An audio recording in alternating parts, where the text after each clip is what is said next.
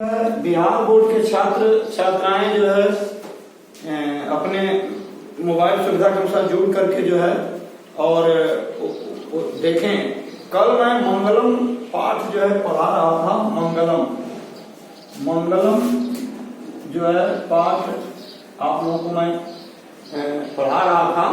उसका पहला श्लोक जो है आप लोगों को मैंने बताया था, हिरण्मयेन पात्रेण सत्यस्य अभेदं मुखम तत्वं पुंसन अपाभिडो सत्य धर्माय दृष्टये। यानी ईश्वर का जो मुख है, जो सत्य का जो मुख है, वो चमचमाते हुए आभायुक्त स्वर्णिम पात्र से आच्छादित है, ढका हुआ है। और जब भी कोई समस्या आती है तो हम समस्या के निष्पादन करने वाले के पास जरूर चले जाते हैं। तो सूर्य से प्रार्थना हम कर रहे हैं कि हे सूर्य, आप मेरी मदद करें ताकि हम सत्य और धर्म का दर्शन कर सकें। यानी तत्वं पुंसन अपावृणु, हे सूर्य आप इस अपावृणु माने आच्छादन को, आवरण को, अपावरण माने हटा दें।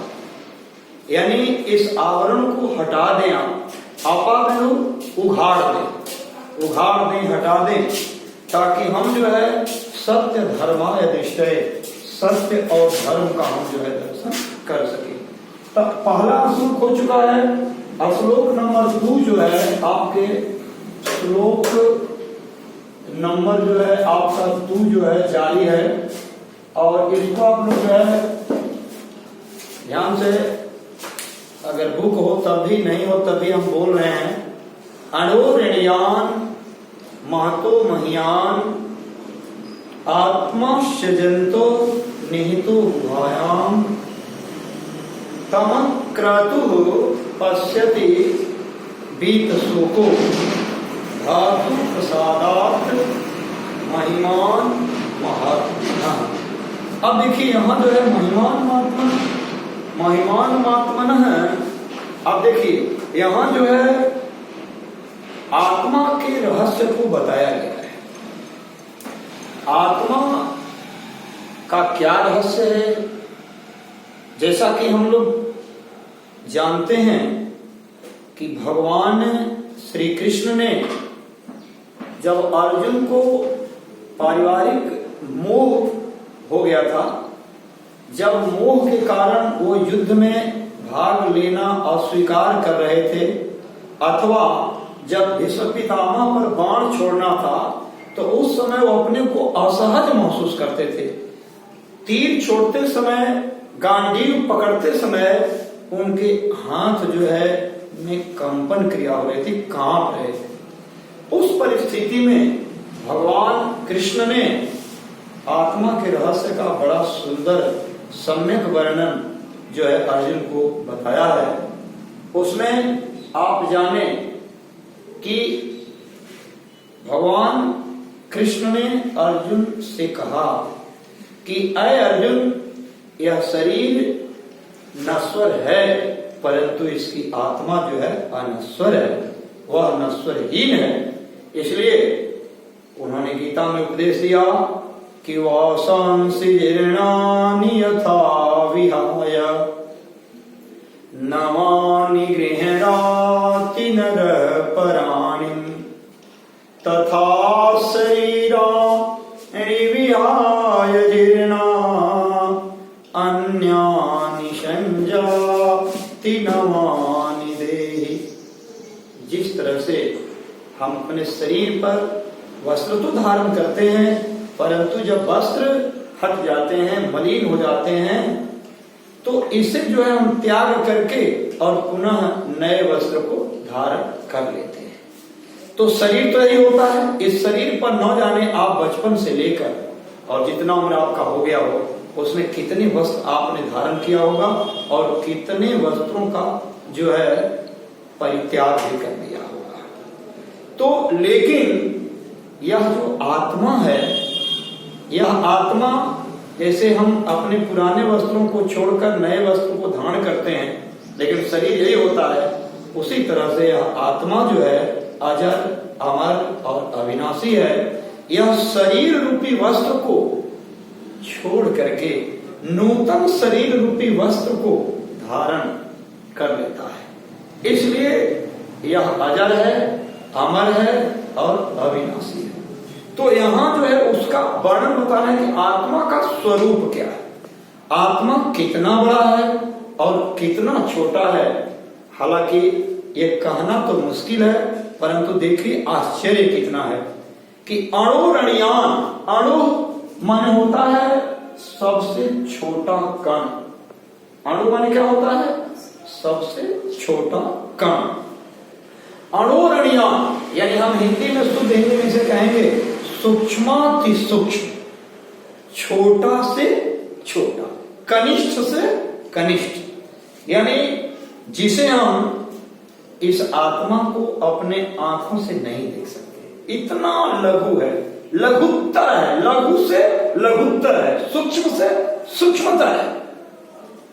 और महतो महियान, महत माने बड़ा, महत माने बड़ा, यानी बड़ा से जो है बड़ा है।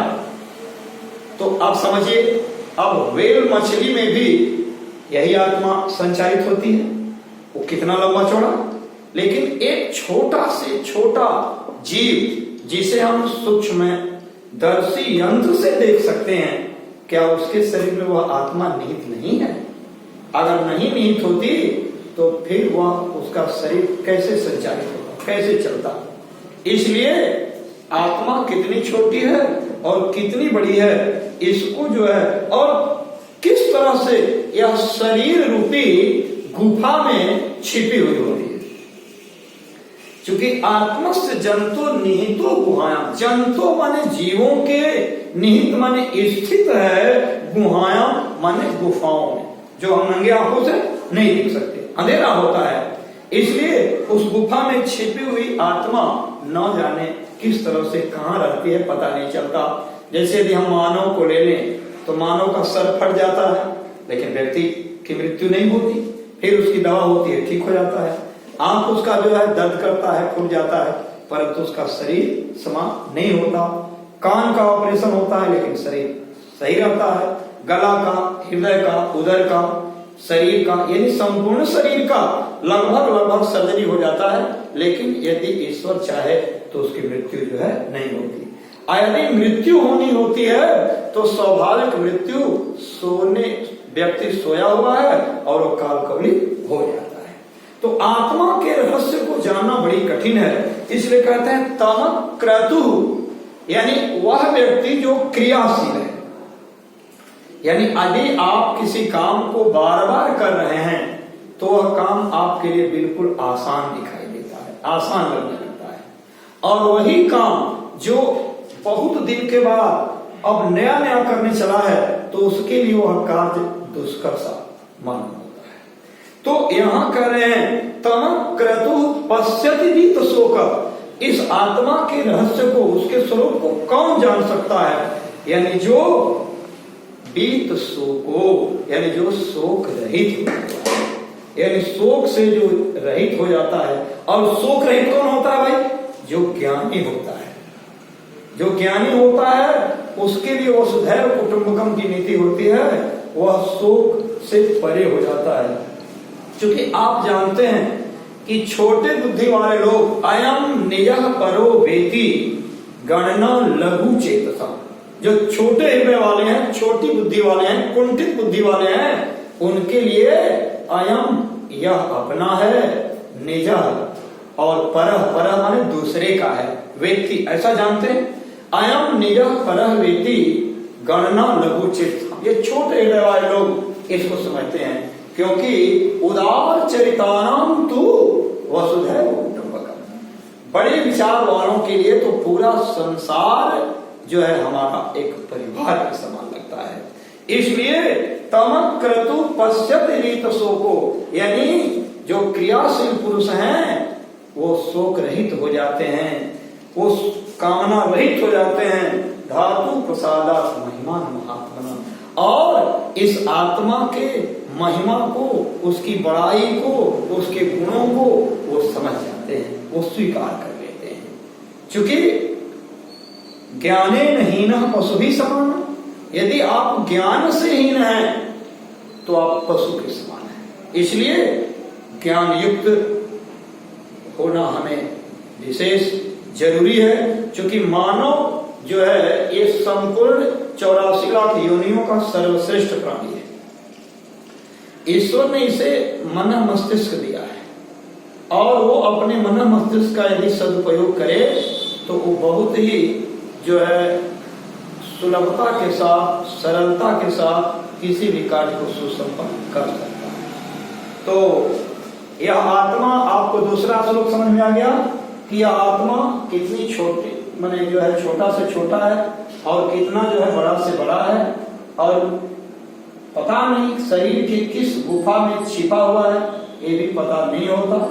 तो इस तरह से आत्मा को हम प्राणवायु कहते हैं। आत्मा को क्या कहते हैं? प्राणवायु, या हवा के रूप में है। जो ही जैसे लोग कहता है कैसे क्या नहीं मर गया, जब उसकी श्वास जो है प्राणवायु रुक जाती है तो क्या तो मर गए। तो प्राणवायु रुकने का मतलब क्या है? वो प्राणवायु कहीं ना कहीं जाकर के वो किसी न किसी नए जीव में जो है वो जाकर चला जाता है, समा जाता है। तो आइए श्लोक नंबर 3 जो है आप इसको देखें। श्लोक नंबर 3, श्लोक नंबर 3। अब देखिए श्लोक नंबर 1, श्लोक नंबर 2 में यदि कोई समस्या हो तो कोई लड़का जो है पूछ सकता है, समझ सकता है।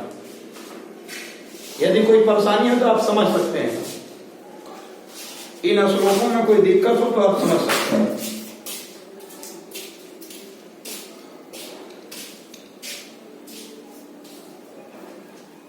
ठीक है, कोई परेशानी नहीं है।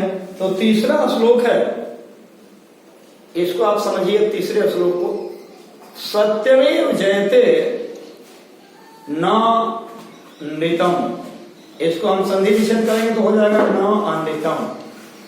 तो सत्यमेव जयते न अनृतम, यह जो सत्यमेव जय के जो सूत्र वाक्य है, यह एक सूक्ति है। सत्य ही जीतता है, न अनृतम। अनृत माने झूठा, मिथ्या, न माने नहीं, यानी सत्य ही जीतता है, झूठा नहीं। जैसा कि हम लोग जानते हैं सत्यमेव जयते, यानी सत्य ही जीतता है।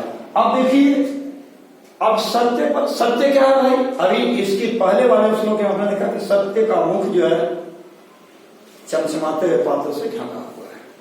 सत्य जो है वही ईश्वर है, और सत्यमेव जयते, यानी सत्य थोड़े समय के लिए परेशान हो सकता है परंतु पराजित नहीं हो सकता। हम देखते हैं कि सत्य की रक्षा करने के लिए भगवान जो है समय समय से अवतरित होते हैं, इस धर्म की स्थापना करने के लिए और सत्य की रक्षा करने के लिए।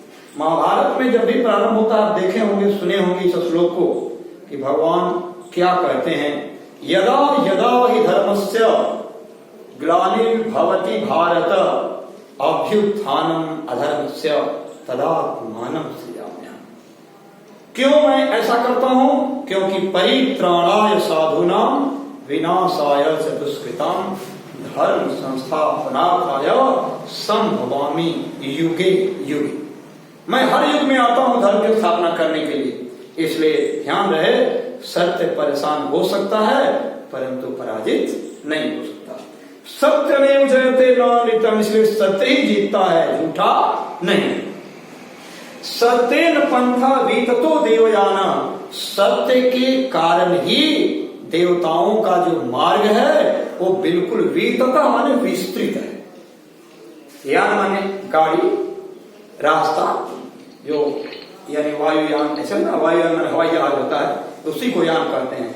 यानी सत्य के कारण ही, सत्येन पंथा वीततो देवयाना, अब सत्य के कारण ही देवताओं का मार्ग जो है बिल्कुल लंबा और चौड़ा है। कहते हैं ये न अक्रमंति विषयः ही आप्तकामा, इसे जो है जिन अक्रमंती, इसका अनुसरण करते हैं। कौन अनुसरण करते हैं? ऋषया। ऋषया कर्ता का बहुवचन है। कर्ता का क्या है? बहुवचन है। यानी ऋषिगण, ऋषया का मतलब क्या होता है? बहुत ऋषि। यानी ऋषिगण जो है अक्रमंती, उसका अनुसरण करते हैं ही आप्त कामा, और इस तरह से वो पूर्ण काम हो जाते हैं। अब देखिए पूर्ण काम का मतलब क्या है? काम माने इच्छा, वासना, लिप्सा। करें पूर्ण काम यानी उनकी इच्छाएं बिल्कुल समाप्त हो जाती हैं, वो कामना रहित हो जाते हैं, पूर्ण काम हो जाते हैं। क्योंकि जहां उनके लिए, विद्वानों के लिए, ऋषियों के लिए यत्र तत् सत्य से परम निधानम, वहां जो है सत्य से बढ़कर और दूसरा कोई खजाना नहीं है, कोई दूसरा खजाना नहीं है। इसलिए सत्य जो है वही सबसे बड़ा पूंजी है, वही सबसे बड़ा खजाना है, वही सबसे बड़ा जो है इमारत है। इसलिए ईश्वर जो है वो सत्य में ही निवास करता है, धर्म में निवास करता है। जो सदधर्म में हो, सदकर्म में हो, ईश्वर उसी की जो है मदद करता है। तो तीसरा श्लोक आप लोगों को समझ में आ गया होगा कि सत्य में जयते नादितम, सत्य ही जीतता है, झूठा नहीं। सत्येन पंथा बीततो देवयाना, देवताओं का मार्ग जो है सत्य के कारण ही लंबा और चौड़ा है। वहां कोई धक्का धुक्की नहीं है, वहां जाने में कोई परेशानी नहीं है। परंतु ध्यान रहे, वहां जाना परेशानी तो है नहीं, लेकिन वहां लाखों में एक दो ही मेरे ख्याल से जाते होंगे। क्योंकि जो सत्यवादी जो हैं लाखों में एक दो ही दिखाई देते हैं, जो परम सत्य को जानने की कोशिश करते हैं, माया मोह से जो वंचित हो जाते हैं, ऐसे बहुत कम दिखाई देते हैं। आइए हम चौथे श्लोक को जो है आपके सामने जो है रखते हैं, श्लोक नंबर 4, उसको जो है आप समझें। श्लोक नंबर जो है 4 को आप देखें ध्यान से। यथा नद्यः स्यन्द्यमानाः समुद्रे अस्तं गच्छन्ति नाम रूपे विहाय, तथा विद्वान नाम रूपाद विमुक्तः परात् परम पुरुषम उपैति दिव्यम। यहां देखिए यथा माने जिस प्रकार, यथा माने जिस प्रकार या जिस तरह से, नद्यः, अब नद्यः भी कर्ता कारक का बहुवचन है, तो नदियां, उसका बहुवचन में क्या हो जाएगा? नदियां। तो नदियां जो हैं, जिस तरह से नदियां स्यन्दमाना, शरण करती हुई, गच्छन करती हुई, जाती हुई, बहती हुई, क्योंकि नदी का काम क्या है? बहने का। तो यथा नद्यः स्यन्दमाना समुद्रे, नदी कहीं से भी बहती है, लेकिन अंतिम शरण जो है उस समुद्र में जाकर ही ले लेती है। यानी उसका अंतिम पड़ाव, अंतिम मुकाम जो है वो समुद्र होता है। तो नदी जहां से भी चलती है, जैसे गंगा को ले लें, गंगा हिमालयात् अवतरति या गंगा हिमालयात् निर्गच्छति, तो या गंगा हिमालयात् प्रभवति, गंगा जो है हिमालय से उत्पन्न होती है, गंगा हिमालय से निकलती है। वहां जो है भगवान विष्णु का जो एक जगह है, उसी विष्णु पद से निकलती है गंगा। तो यहां हम देखें कि नदियां जिस तरह से बहती हुई और समुद्र में विलीन हो जाती हैं, और जब समुद्र में विलीन हो जाती हैं, अस्तम माने डूब जाती हैं, अस्तम गच्छन्ति, जब डूब जाती हैं, तो नाम रूपे विहाय, न अब उनका कोई नाम होता है और न उनका कोई स्वरूप होता है, क्योंकि उनका स्वरूप भी समाप्त हो जाता है, उनका नाम भी समाप्त हो जाता है। अब उनका नाम केवल समुद्र हो जाता है। वहां न कोई गंगा नदी, न जमुना नदी, न सतलज नदी, न सिंधु, न कावेरी, न श्वेत, कोई नदी या नहर नहीं है। वहां तो लास्ट में बस समुद्र ही समुद्र जो है हो जाता है। ठीक तथा, तथा माने ठीक उसी तरह से विद्वान, जो विद्वान किसको कहते हैं? जो ज्ञानी है, जो ईश्वर के महत्व को समझ गए हैं, जो अज्ञानता से परे हो गए हैं, ऐसे लोग तथा विद्वान नाम रूपा विमुक्ता, वह विद्वान पुरुष अपने नाम और स्वरूप का त्याग करके, मुक्त हो करके, और परात् परम पुरुषम उपैति दिव्यम, परम पिता परमेश्वर में वो जाकर के विलीन हो जाते हैं। क्योंकि तुलसीदास ने कहा था कि ईश्वर अंश जीव अविनाशी, मार्ग अमल सहज रूप सुख रस। तो इस तरह से जो है हम बता रहे हैं कि तुलसीदास ने जिस तरह से कहा, ठीक उसी प्रकार से वह व्यक्ति जो है, विद्वान व्यक्ति, ज्ञानी व्यक्ति, वह ईश्वर में जाकर विलीन हो जाता है। क्योंकि परम पिता परमेश्वर ही सर्वव्यापक है, सर्वांतर्यामी है, सर्वशक्तिमान है, दुनिया की सभी शक्तियां उसमें निहित हैं। यह जीव तो एकमात्र अंश के रूप में है, अंश होता है बिल्कुल पार्ट, हिस्सा, भाग के रूप में है। अब प्रश्न यह उठता है कि बच्चे अक्सर प्रश्न करते हैं कि सर एक ही ईश्वर सभी जीवों में कैसे विद्यमान रहता है, कैसे समाये हुए रहता है। तो उसका एक छोटा सा उदाहरण आपके सामने मैं प्रस्तुत कर रहा हूं, सुनिए और समझ जाएंगे। देखिए, यदि आप हजारों घट माने घड़ा को कहते हैं, हजारों घट में यदि आप जल भर दीजिए, परिपूर्ण कर दीजिए उसको, और उसमें जो है सभी में यदि सूर्य मध्याह्न में हो, तो उसको देखिए हर घट में भगवान भास्कर दिखाई देंगे कि नहीं देंगे? तो क्या भगवान भास्कर भी हजारों हो गए हैं? नहीं, ऐसा नहीं है। उनका अंश सभी घटों में जो है दिखाई देता है। ठीक उसी तरह से ईश्वर परमपिता परमेश्वर उस सूर्य की तरह है जो घड़े रूपी सभी जीवों में अपने अंश के रूप में वो जो है विद्यमान हो जाता है। क्योंकि ईश्वर अंश जीव अविनाशी, यह जो जीव जो अविनाशी है वो ईश्वर का एक क्या है? अंश है। और उसी अंश से जो है, इसलिए चौथा श्लोक में बड़ी सुंदर है ये प्रश्न, इसका जो है बार बार आता है। चौथा श्लोक लिखने के लिए आता है, व्याख्या करने के लिए आता है बोर्ड में आप लोगों को, या अर्थ के रूप में आता है। और 1 नंबर का भी जो है दे देता है कि नदियां कहाँ जो है विलीन हो जाती हैं। तो उसका उत्तर 1 नंबर का तो बनेगा, हालांकि बताएंगे हम जब पढ़ाने के बाद कि कैसे कैसे 1 नंबर बन रहे हैं। और आप थोड़ा सा ध्यान देंगे तो जैसे मान लीजिए कि बहुत जगह तो ये पूछ दिया कि पहला श्लोक जो हिरण्मय पात्रिणा है वो किस उपनिषद से लिया गया है। तो इसमें लिखा हुआ ईशावास्य उपनिषद से, दूसरा जो है कठ उपनिषद से, तीसरा मुंडक उपनिषद से, और चौथा भी मुंडक उपनिषद से ही लिया गया है। 1-1 नंबर का यानी सत्य का मुख किससे ढका हुआ है? तो आपका उत्तर होगा हिरण्मय पात्रेण।